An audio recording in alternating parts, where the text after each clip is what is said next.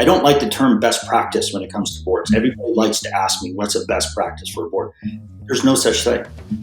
There might be a best practice for a specific board for a specific company, but that doesn't mean that board is going to be, those best practices are going to be best practices for your business. The whole point of board documentation was to educate the board members so that we don't have to educate them during the board meeting.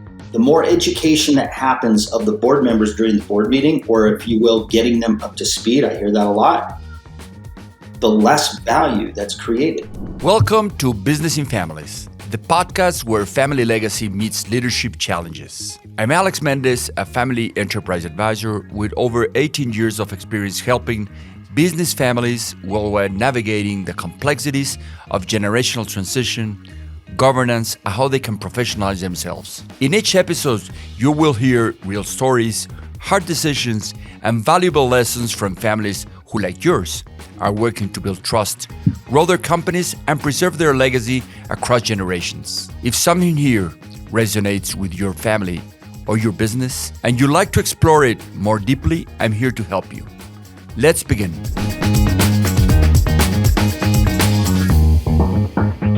In today's episode, I have the honor of speaking with Bob Arciniaga, founder and CEO of Advisory Board Architects, a company that has been transforming how boards operate for over 20 years. Bob brings a rare perspective. Not only is he a global expert in governance, but he also comes from a family business background. His family's tortillas business in Los Angeles, California. What will you find in this episode? Why the traditionals board often fail to create value, and what to do about it. How to design boards not for where your company is today, but where your strategic challenges is taking you.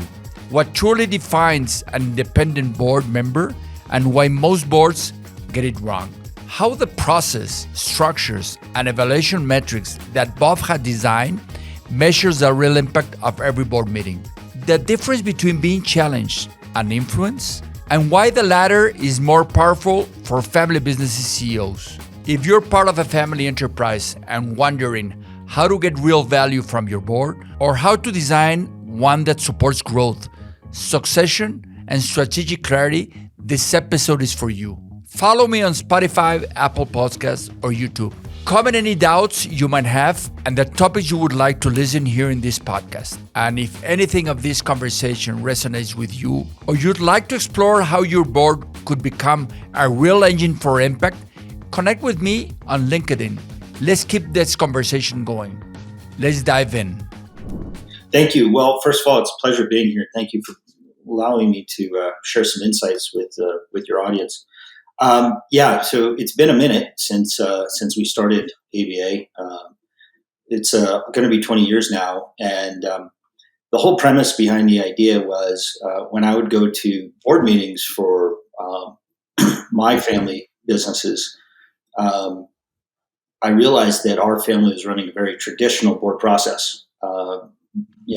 Management would spend weeks preparing information, then we would come in and give a history lesson to the board members and tell them how we did last quarter. And hopefully at the end, we would get some type of information from the board members that we could then use, which was, that was rare that we would get that type of really impactful data. Not that the board members weren't great or anything else, but, we just didn't get a lot of impact from the boards. And so very quickly, I realized that it wasn't necessarily my family, because we had a good business, and our family ran it very effectively. We had great board members, and yet we still weren't getting the value we wanted. And so what I realized very quickly was this was a process issue. The way the traditional board process is designed, it's not designed for impact. And so I went about changing how that's done, and we changed how our board processes functioned, and that led to much more engaging discussions, much more effective board meetings where we could actually track and measure impact. And that was the genesis of ABA. At the time I was leaving the company, I just built the system for our own family business. But Bob, you used two words that impact me. It's one, processy, and the other one is traditional. Mm-hmm. I like your journey around boards around the world because you shared with me that you put together or helped either family businesses or public companies or family offices or private companies that has private equity in their investments, uh, put together boards that could impact them. But you use the word traditional uh, in a frequent way, and also processing. What do you mean by that? Are there still boards in those quote name called traditional? I would say most boards are highly traditional. Um, there's a way that we've all been told this is how boards should function because this is how listed companies, particularly in the United States, here's how listed companies in the United States run their board meetings. Well, we can debate whether or not those board meetings are effective or not effective. I think the issue is for private companies, especially private companies that are family owned, it's a whole different animal. And just because I don't like the term best practice when it comes to boards, everybody likes to ask me what's a best practice for a board. There's no such thing. There might be a best practice for a specific board for a specific company, but that doesn't mean that board is going to be, those best practices are going to be best practices for your business, for your company, for your family business. It may not apply. And so you have to take a look at what are the board processes and what are the board outcomes that we want from our business, right? Given its design, given its structure, if we're a family-owned business, we think about things differently. When you're a family business, you have to think about generational transitions, family harmony, those types of things that a lot of other private companies, they don't have to worry about. Public companies definitely don't have to worry about that stuff. So following procedures and processes that other boards are doing when they're not built the same way or don't have the same expectations that your company may have, well, that's where the disconnect comes in. And so traditionally, what we've done in the past, what most companies do is they follow this methodology that's been around for a very long time. What nobody's bothered to ask is how effective is that process? Is that the outcomes that we want? And if it's not, if we expect, like I do for my board, if we expect extreme impact, high impact, help us accelerate this business model faster than we were going to do otherwise on our own, then we may have to change the processes that our board follows so that we can get the outcomes that we really want. So what are the most common mistakes that you see either in private or family business companies or actually public companies that are run like family businesses? Yeah. What are the most common mistakes you use they're making that their boards are not having an impact in really in the organization to make them growth in an exponential way? Yeah. So traditional governance processes are built on reporting. So we put all this information together for our board members as management. And then when the meeting starts, we literally present, or if you will, represent all the information that we've already sent, as if our board members don't know how to read, apparently, because what we see very often in a lot of boardrooms is here's your big board packet of information, and then when you show up, we're going to literally read it to you and explain it to you, spoon feed it to you. Okay, we're not dealing with children, we're not dealing with people that can't read. We are dealing with typically very smart people on these boards. You don't have to do that, and that's the biggest mistake that we see. Is the whole point of board documentation was to educate the board members so that we don't have to educate them during the board meeting. The more education that happens of the board members during the board meeting, or if you will, getting them up to speed, I hear that a lot, the less value that's created. So what we've done is we've changed the paradigm to where now when the board members show up, the way we prepare for meetings, the way we help our clients prepare for meetings, it's a completely different profile. And what ends up happening is that when the board meeting starts, the board members start speaking, start collaborating with management, not management reporting information that they've already sent. That's the biggest mistake we see. To get real impact, the board members should be educating management, not the other way around. So in that sense, when you have the opportunity, or you always have the opportunity to measure the impact of every board meeting, and not in a yearly basis, what exactly do you measure?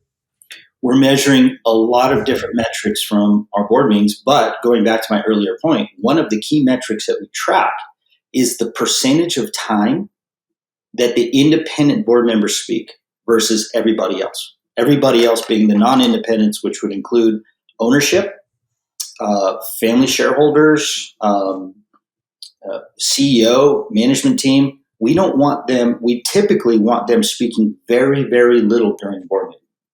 What we're there to do is collaborate with the board leaders, the independents. And so we want more input from them. That's where the value is created on both sides, by the way. Because if I'm an independent on your board, your family board, and I get to share my thoughts, my ideas, my advice with you, I feel or I perceive that I'm creating a lot of impact for you, versus the other way, where if you're just reporting information from me, I don't really know if I'm adding a lot of value. And vice versa. So you mentioned the word independent. How would you define independent board member? And if so, when we agree on what is that definition, how do you choose them? Is this gotta be my compadre, my good friend, my lawyer, my accountant, or these are bad practices? So how would you define independent? Yeah. Well, first of all, let's just make sure that we're clear on I am talking about a board that creates tremendous impact. So if just to clarify that, if there's a lot of CEOs, a lot of companies, a lot of owners that we see, they don't actually want to have impact from their boards. And so then what I'm telling you right now would not apply. Okay. Get whoever you want, because it doesn't really matter. However, if you want to generate real impact, what we would consider independent are people that have no vested interest in your business at all whatsoever, other than trying to help you grow it faster. So they're not family, they're not owners. They may get some equity as part of their board service. Usually that doesn't happen in family businesses, but it does happen in other types of businesses. That doesn't make them, that's not why they're there, right? They're there to add value in other ways. But so they're not there's no ownership, there's no former management, current management, truly independent. They're not previous professional service providers like lawyers, accountants, maybe, and they probably didn't go to school with you, as my dad maybe had on his board, his golfing buddies, his fishing buddies, his hunting buddies. It's not those people. They're there because they have specific subject matter expertise that is going to directly relate to how your company is trying to grow, and they're sharing that advice and that information and their experience with you to help you grow your business. And that's their only focus. Do they have to be aligned between their expertise and the challenges that the company is tackling to solve, or not? That would be optimal. As a matter of fact, the way we would look at it is, you don't build a board for where your company is today. You build your board for where your strategy is going to take you 3 to 5 years from now. So just to take a round number, just to give you an example, if you're a $500 million business today and you put a bunch of people on your board that have all run $500 million businesses, they may not be able to teach you anything different if your ultimate goal is to get to whatever the next level is. So when you go to them and ask them, how did you get to whatever the number is, 800 million or whatever the strategy, wherever your strategy is going, they may not have any idea because they haven't done that either. So instead, what we would often recommend is put in people that have done what you're trying to do, but just haven't been able to do it yet.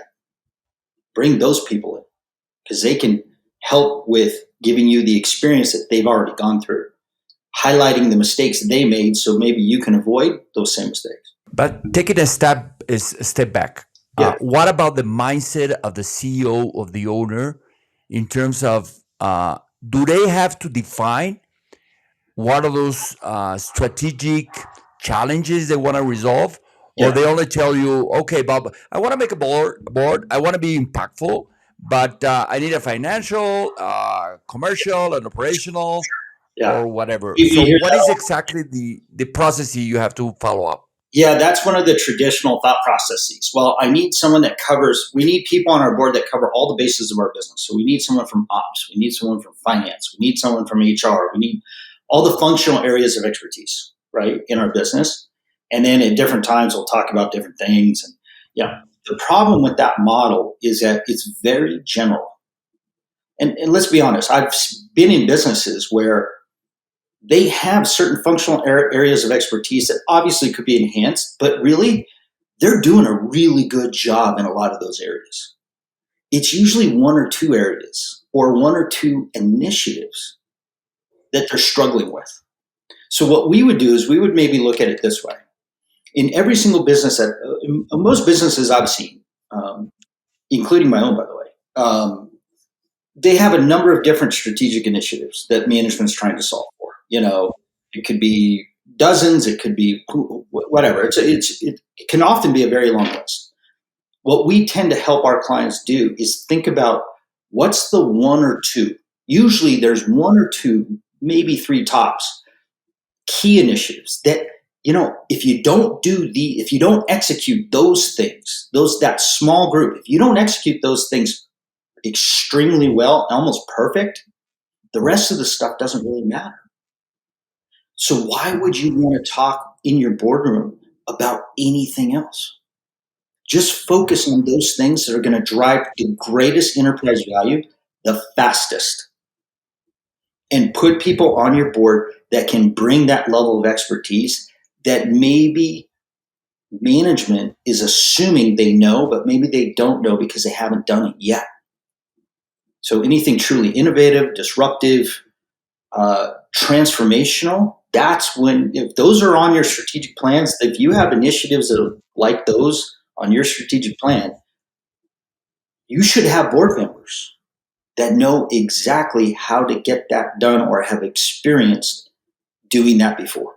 And you talked earlier that including my own board, and that takes me to the question: is when is a good time for a company to put together a board? When it's 20, 30 years older, they want to go to the next level, or from scratch since the beginning? When did you put together your own board, Bob? And what has been that experience in terms of growing your company? Yeah, it's a good question. I mean, look, it's not based. Surprisingly, people ask me that question a lot, and I think most people tend to think it's some kind of level of revenue. Like when we hit this level of revenue, we got to professionalize the company or professionalize the board. I don't necessarily know that I would buy into that or agree with that statement. I think it's more a maturity level of the owner and CEO. And because here's the thing, I've seen big companies, massive companies, and they don't really want a lot of input from their board. They've built their board processes to avoid that for various reasons, right? I'm not saying the companies are doing bad, by the way. That's just the board they have. That's the board they want. Fine. I'm not judging that board. That's a certain type of board. But my point is that unfortunately, if they're looking for true impact, they would need to really change their mindset, not just their processes, and be open to the fact that maybe management CEO, maybe they don't know everything about everything. I know that's a shocker to some CEOs, but yeah, most CEOs don't know everything about everything. And so that's where if they're open to having those discussions about what we don't know, how we're going to grow our business, then that could be an indication that they're mature enough, if you will, to listen to these outside experts that can really impact their business. So has your board help you for the last 20 years evolve to what it is that you have a presence in different parts, in different continents of the world? Yeah. Well, so first of all, our board's helped us in numerous ways, and this is something that I'll say that a lot of our clients say as well, that I don't think most CEOs say about their boards. If it wasn't for our board that we've had, we would not be here now. We may have gotten here eventually, but we would not be here now. Okay, because I can go back and there's been at least 6 exact tipping points. And I remember the dates, I remember the board meetings where we were at, where they gave me that it wasn't the one thing, but we started talking about a transformational initiative that I didn't even realize was an initiative at that point in time. But they opened up my mind to the possibility of something new or something different. And all of a sudden, it took us in a trajectory that we could not have planned for. And it's been, there's at least 6 of those transformations that happened. And by the way, when we first started our company, we did not have a board. I do not believe that that you should just have a board when you first start a company. You have to have some level of maturity as far as you want to know what your business model is, where it's going. So when we were in startup mode a long time ago, I didn't think I didn't think I was ready to build a board for a one-person company, right? So it took us a few years before we actually implemented our own system for ourselves. And once we did that, things started to change very quickly.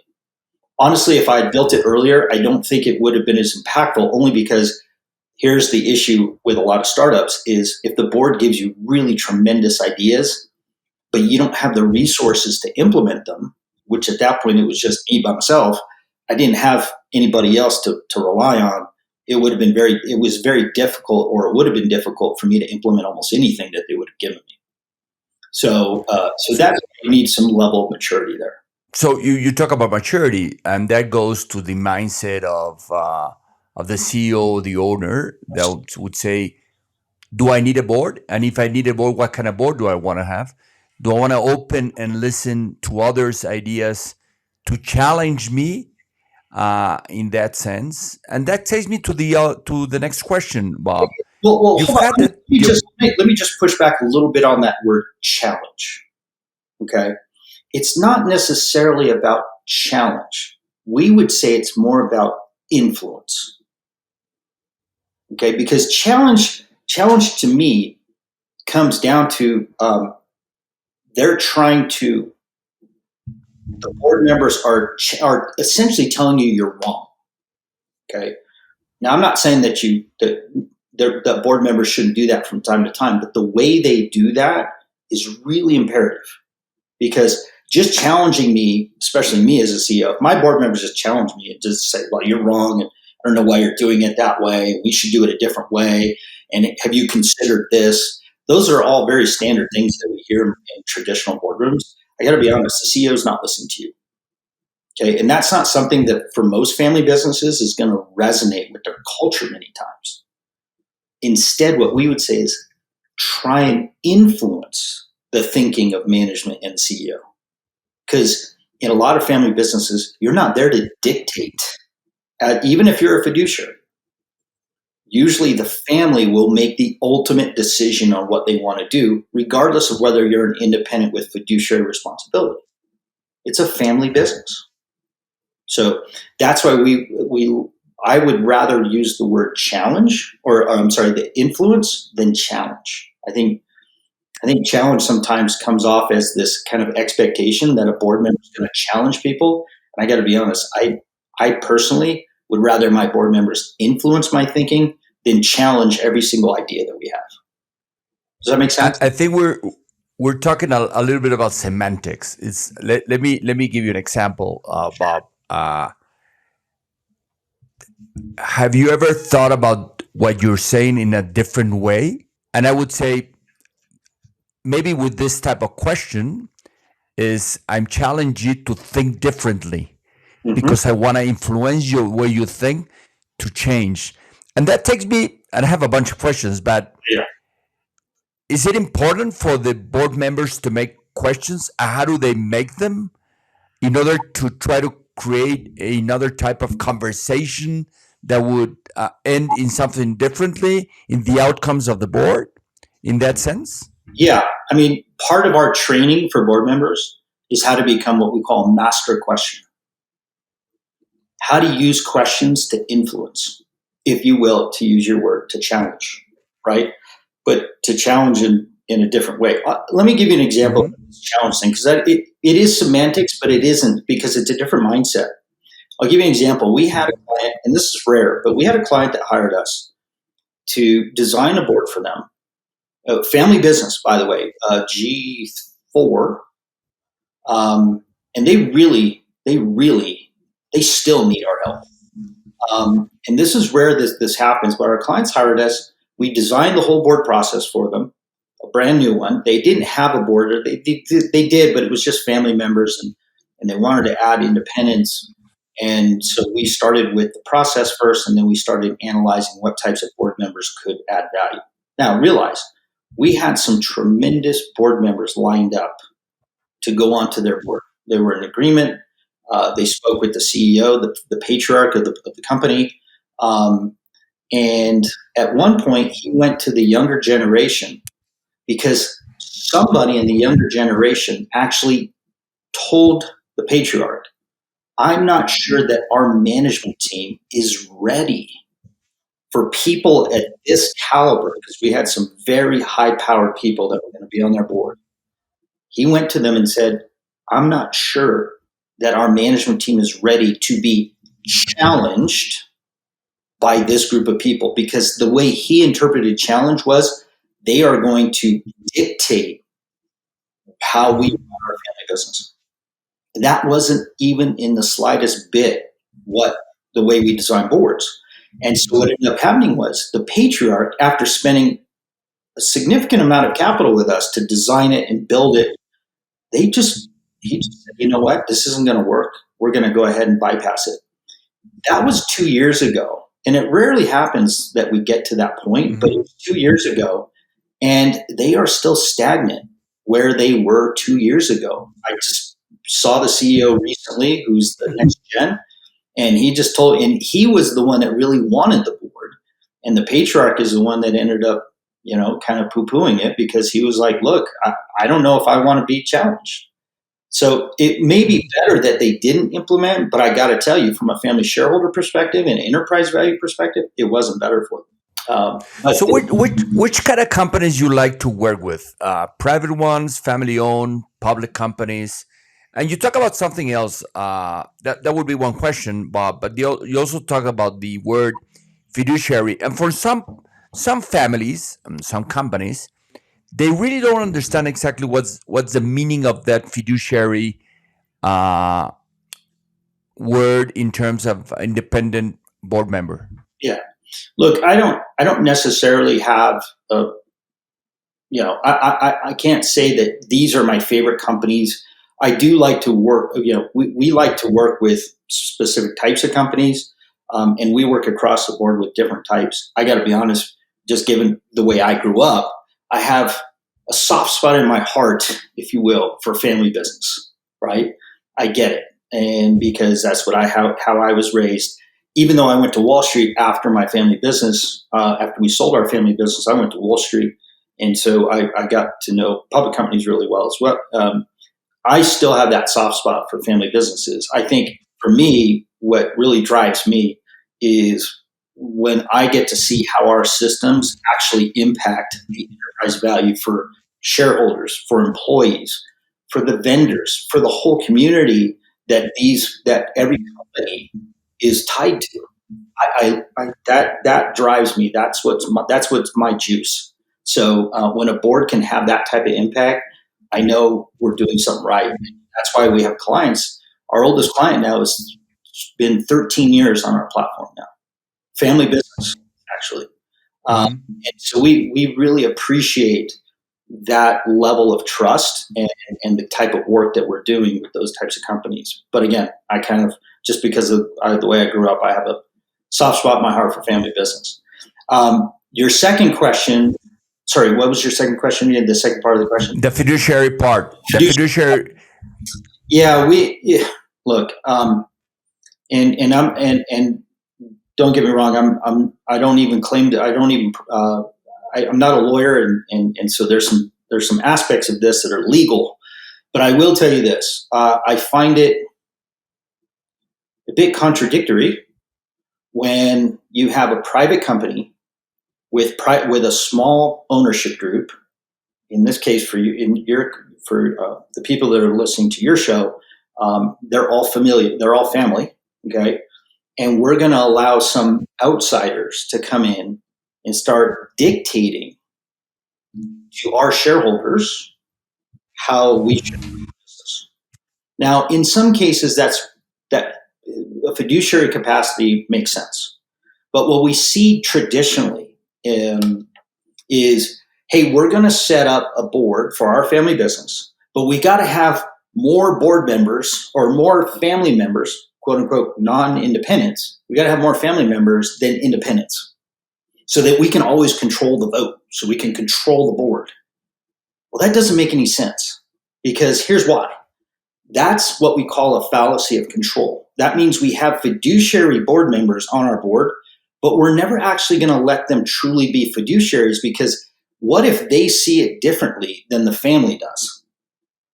For example, what if the independents, this is an extreme example, but we've seen it happen, where the independents come in and say, look, you need to sell this company. And the family is thinking, we're going to have this company for another 100 generations. So what do we do then, right? Well, technically the family owns the board, controls the board, so we don't have to listen to them. Well, if that's the case, then that's not truly a fiduciary, right? That's okay. You can still have a fiduciary board with just family members, just the shareholders, and you could have a non-fiduciary board for advice, counsel, strategic growth that works alongside the CEO.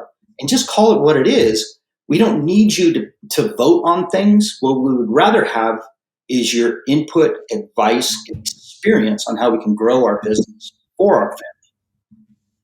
Again, it's just a question. It's not semantics, because if you start going down the fiduciary path, we start to have to introduce other aspects like committees. And the more of those fiduciary aspects you add into your board, the less time you're speaking about strategic initiatives that will grow the enterprise value for all the shareholders. Okay, and the more oversight that's required. So if a family business has really good oversight and governance already without independence, because you can have that without independence, by the way. Maybe you don't need independence in a fiduciary capacity. Maybe we just need them in a non-fiduciary capacity where they can help us grow our business. And by the way, if we want to ask them questions about how we're governing our company, they can give us their advice and best practices on how they've seen it done, but we don't have to have them vote on anything per se. Does that make sense? Yeah, definitely. The other thing is, Bob, 5 years ago, the world changed because of the pandemic. Yes. How did that benefit or change the model of your processes and structure, overseeing the future of boards when this began in 2020? Yeah, it's a good question. So, look, like everybody, we were curious of how this was going to work. The beauty of our system is all of the data we collect and the metrics that we track. We compare meeting by meeting very specific key metrics around engagement, efficiency, and effectiveness for every single board. What was great about our system is that we had data on how boards were performing when we were before the pandemic. So when we were dealing with issues and opportunities and obstacles that our clients were trying to overcome and using their boards to do that. But all that was in person. Then we went virtual and everything was on Zoom, which we all became experts on how to use Zoom and other types of video communication.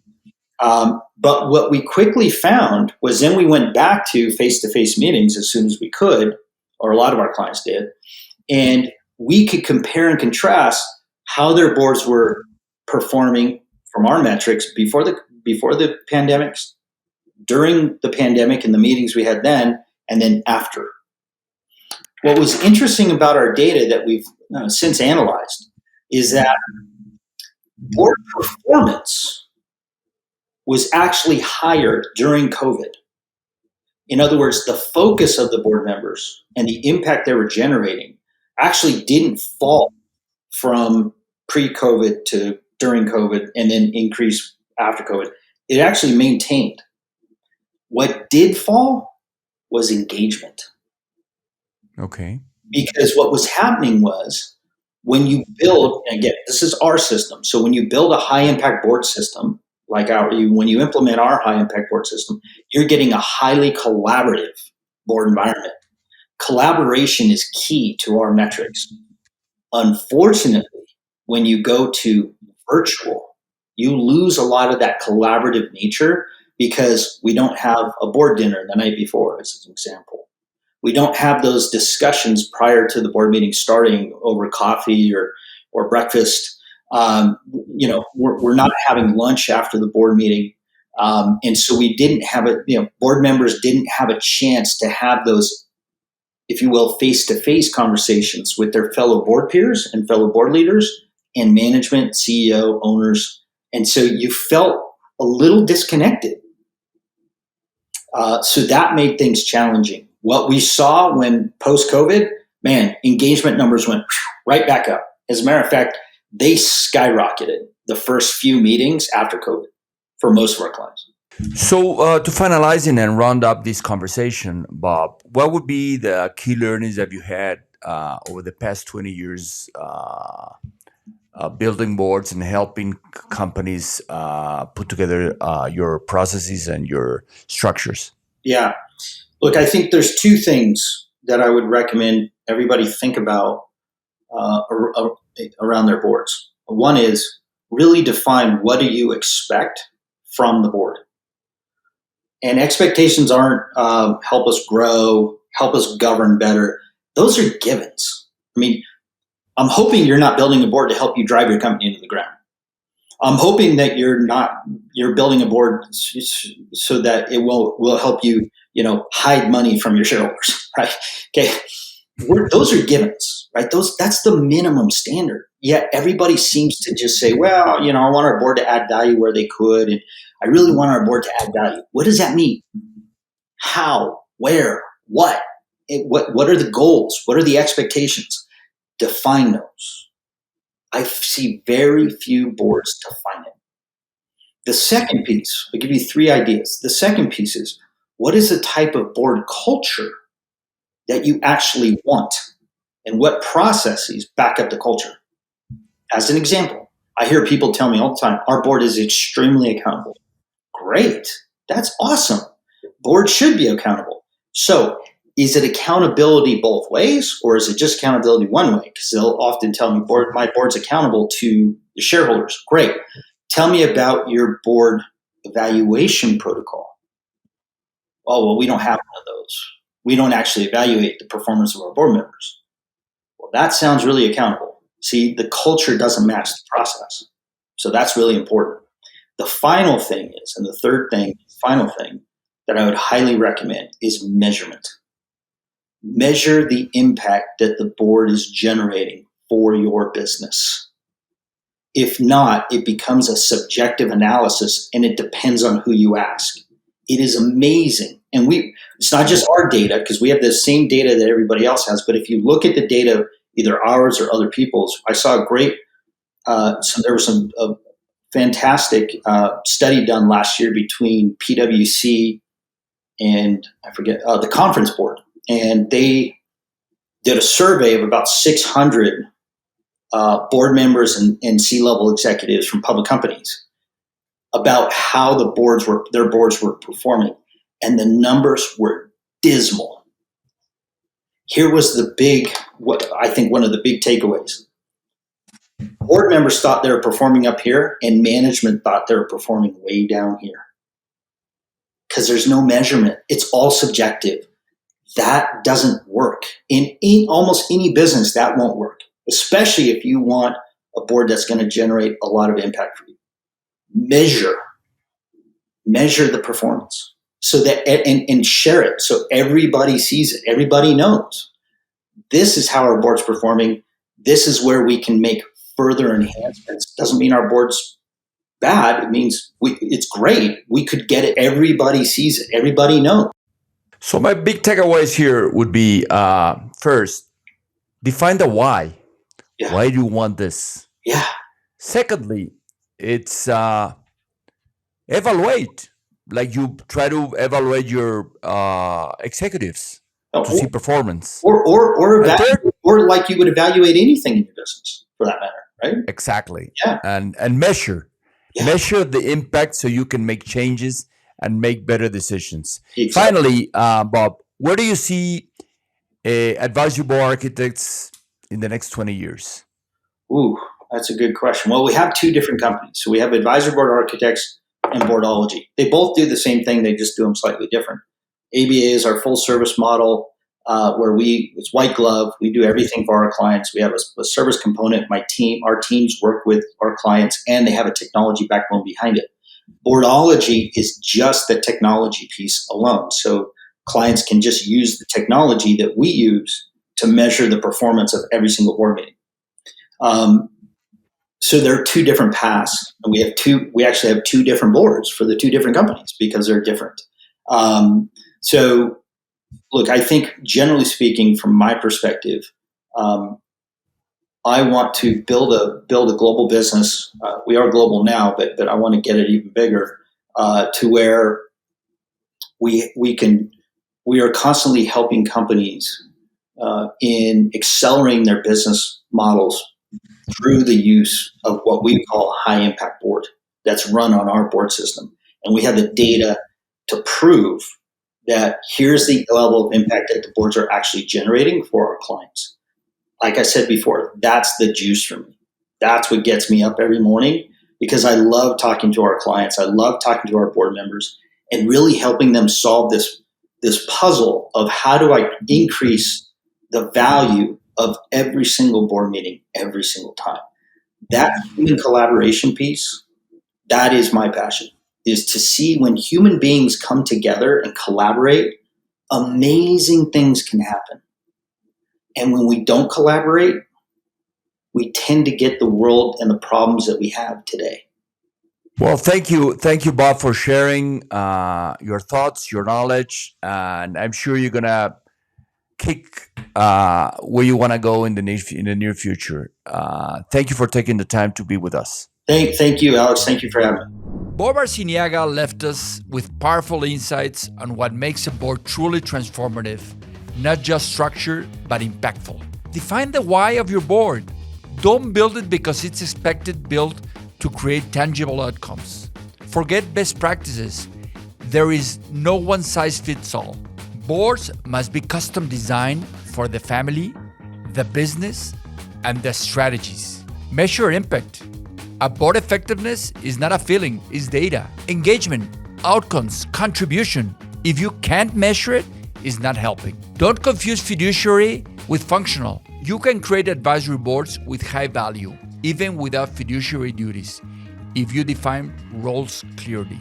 Build for where you want to go, not for where you are. The best board members are those who have already done what you're trying to achieve. And perhaps the biggest takeaway, if it weren't for our board, we wouldn't be where we are today. If you're thinking your board is ready to evaluate how your family business governs and grows, reach out. The easiest way to connect is through LinkedIn. I love to explore how to help your board become a source of clarity, strategy, and legacy. Thanks for listening to Business in Families. See you in the next episode.